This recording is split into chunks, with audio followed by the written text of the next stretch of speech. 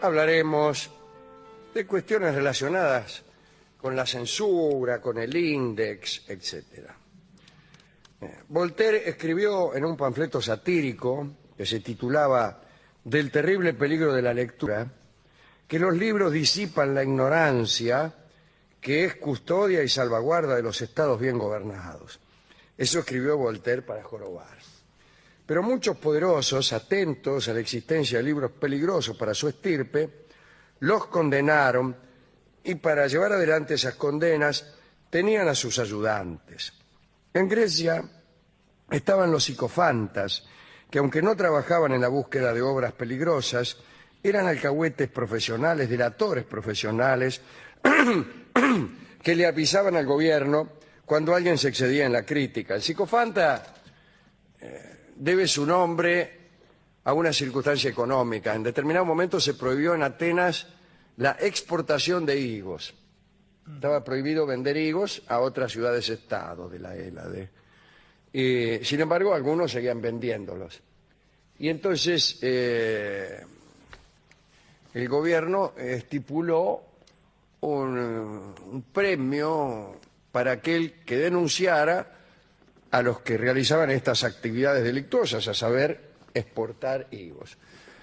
Y a estos delatores se les llamó psicofantas por el higo, ¿no? Sin embargo, después, por extensión, todo alcahuete fue llamado psicofanta, todo delator fue llamado psicofanta. Y incluso en aquel asunto del higo se vino a saber que había falsos psicofantas que denunciaban, inventaban denuncias, ¿vio cómo es? Vos premiás al que delata y hay falsos delatores. Hay delatores que delatan delitos que en realidad no se han cometido. Y entonces el gobierno tuvo que establecer un premio para los que delataran a aquellos falsos delatores. Bueno, al principio funcionó, pero luego algunos empezaron a delatar a falsos delatores que en realidad no lo eran. Entonces el gobierno resolvió, etcétera. El caso es que en Roma había un puesto oficial, que era el de censor, que fue instituido en Roma en el año 443 a.C., y durante 4 siglos los censores fueron magistrados que vigilaban la conducta de los romanos e incluso llegaban a supervisar las obras artísticas y hasta los casos privados de adulterio, fíjese. Cada tanto, en otros reinos también había formas de censura. Muchas veces se quemaban obras que se consideraban nocivas para la nación. Los escritos de Protágoras se quemaron en Atenas en el año 411 a.C. Protágoras era de Abdera, de todos modos, pero bueno. En el año 213, en la China, Shi Huangdi, el más famoso de los emperadores, el que construyó la muralla, el que empezó la construcción de la muralla, y aquel que se declaró primer emperador, trató de acabar con la lectura y también con el pasado. Para eso quemó todos los libros del reino, porque quería que el tiempo empezara con él. En el 168 a.C., la biblioteca de Jerusalén fue destruida durante la revuelta de los macabeos. En el siglo I, Augusto envió al exilio a los poetas Cornelio, Galio y Ovidio y prohibió sus obras. Y ya más adelante, en el 303, Diocleciano condenó al fuego a todos los libros cristianos. En 1559 el Tribunal del Santo Oficio de Roma publicó el primer índice de libros prohibidos para toda la cristiandad. Esta lista de prohibición duró hasta 1966. En el índice, así se llamaba, estaba en la puerta de las iglesias, yo lo he visto. Aparecían Víctor Hugo, Flaubert, Descartes, si usted quiere Descartes, Solá, pero no como dice acá dice... Miguel Ángel dice ahí. Sí, o Felipe Solá. Sí. No, es Emile Zola con Z, Dios libre y guarde. Sartre, Kant, Rousseau, todos esos figuraron en el índice. Había películas también en el índice. Y esta lista contribuyó a la costumbre de firmar libros con seudónimo para evitar ruidos con la Iglesia. En ese hábito se destacaba Voltaire, a quien se le han atribuido 137 nombres falsos, el más conocido de los cuales es justamente Voltaire, ya que el tipo se llamaba Jean-Marie Arouet, creo yo. Sí. Hubo quienes se encargaban de depurar obras literarias, quitando todo lo que se creía inmoral en ellas. Así como hacen los censores del cine, o como hacían, y le cortaban pedazos. Bueno, aquí con los libros hacían también. El inglés Thomas Bowdler, Thomas Bowdler, que vivió a finales del siglo XVIII, pasó a la historia por este trabajo de reescritura, ¿no? En 1818 editó Family Shakespeare, que era justamente una adaptación de las obras de Shakespeare, haciéndolas aptas para la lectura de los niños ingleses. Y desde entonces en los diccionarios ingleses figuraba la palabra Bowdlerize, que equivalía al acto de limpiar cualquier obra literaria, ¿no? Bien, pero todo este exordio es para ingresar en la figura terrible y casi caricaturesca de un censor, que es Anthony Comstock, que fue norteamericano. Nació en 1844 en Connecticut. Cuentan que era un hombre fornido y que en muchas ocasiones utilizaba su fuerza y su tamaño para derrotar a sus oponentes. Comstock era pelado, tenía cuello de toro, espalda gigante, piernas muy gruesas. A los 20 años llegó a New York sin guita. Trabajó como vendedor en una mercería, vendía elástico, vendía. Allí conoció a la hija de un ministro presbiteriano, quiero decir, un pastor, ¿no? Y se casó con ella. La evangelización del suegro y algún aprendizaje previo convirtieron a Comstock en un personaje nefasto. Empezó a ver en New York muchas cosas que le parecían censurables. Todo lo que veía le parecía pecaminoso.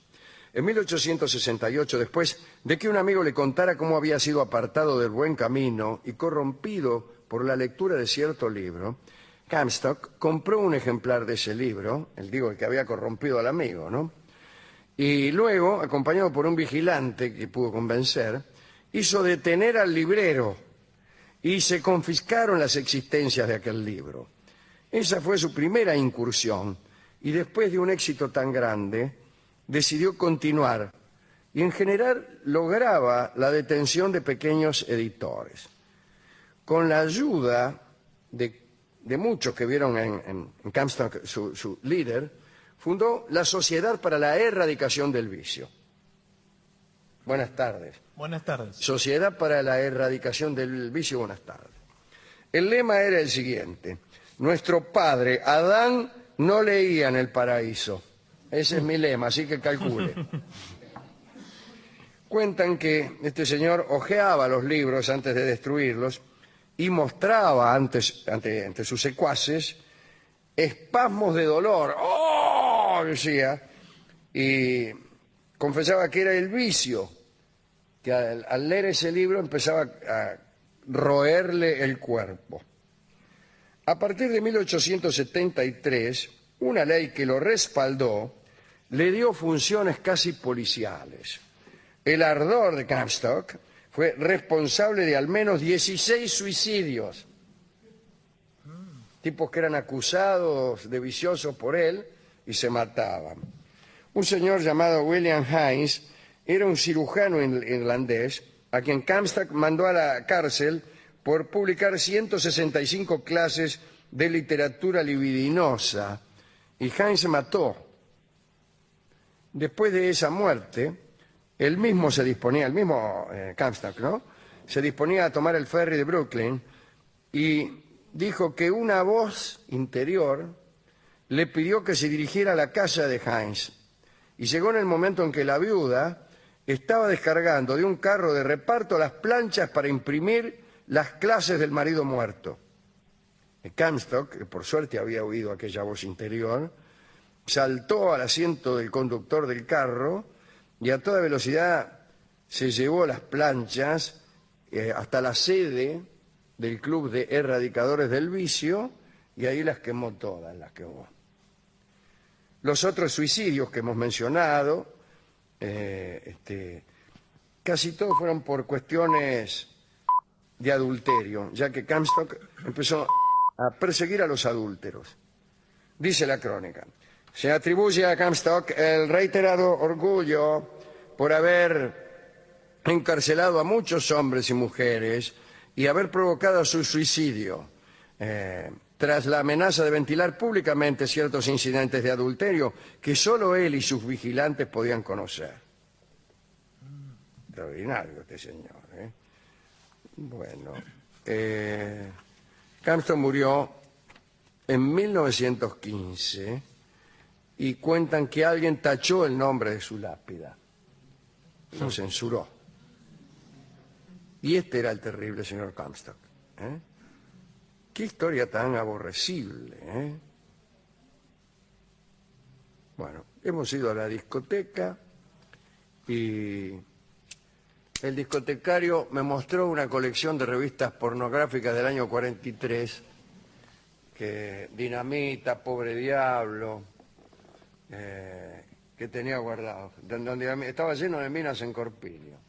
Bueno, señor. Pero con eso ya era... Y bueno, pero dice, las revistas pornográficas de antes eran mucho mejores que las de ahora, me dijo.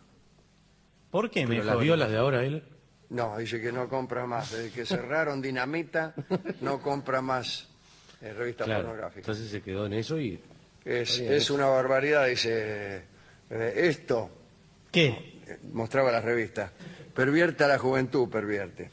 Dijo. Pero, ¿Y él qué hace? Y la volvió a esconder debajo de un ¿Se da café. cuenta que todas las modelos que están en esa revista, si no están muertas, le falta 10 minutos? Y no importa, pero eso no le importó a él.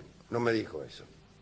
Bueno, total que al final terminó dándome un disco. Claro, ¿le dio algo? ¿No? Me dio un disco cualquiera que se llama Fruta Amarga. Ajá, y... Era el nombre también de una revista pornográfica, que esa la traje yo. ¿Qué título? Mire la tapa de Fruta Amarga. Ay, ¿esto qué es? Un asiento de bicicleta. Vamos a escuchar Fruta Amarga en la versión de Libertad Lamarque. Adelante.